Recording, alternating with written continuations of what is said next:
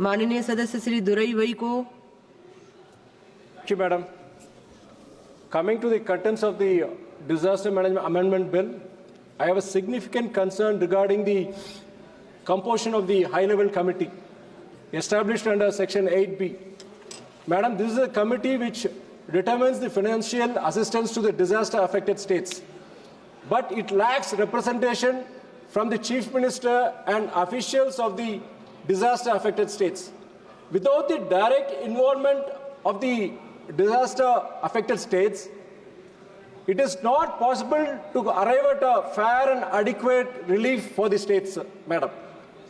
Hence, I urge the Union Government to mandate for the inclusion of state representatives in the decision-making process for allocating financial assistance under the provisions of the bill, so that states get their due importance and due assistance also. I would like to make use of this moment to remind the Union Government that our Honorable Chief Minister, Mr. Stalin, has presented a memorandum to the Interministerial Central Team seeking an assistance of 6,675 crores for the disaster-affected 14 districts by the cyclone Fengal. He had also sought an interim relief of nearly 2,000 crores, but to the utter disappointment of our state, Tamil Nadu, the Union Government had approved only 944 crores under the State Disaster Response Fund. I request the Union Government to approve immediately the 6,670 crores for the disaster relief operations.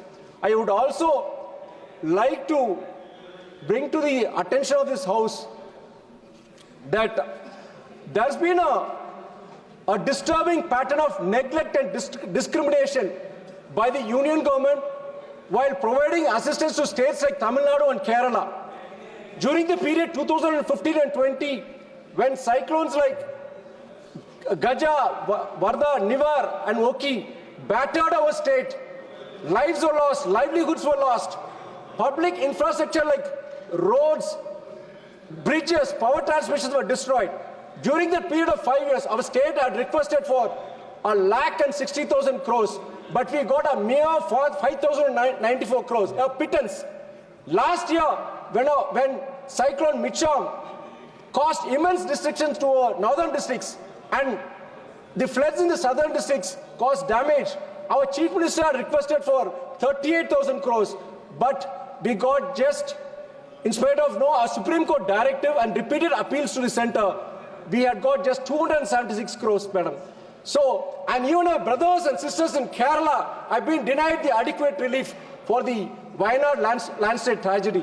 So it is obvious that Tamil Nadu and Kerala have been denied the due funds, and this is a clear violation of the fundamental rights of the disaster-affected citizens who are entitled for timely relief and rehabilitation. I urge the Union Government to make the states a part of the decision-making process. And I request this House humbly, let us forget our political differences.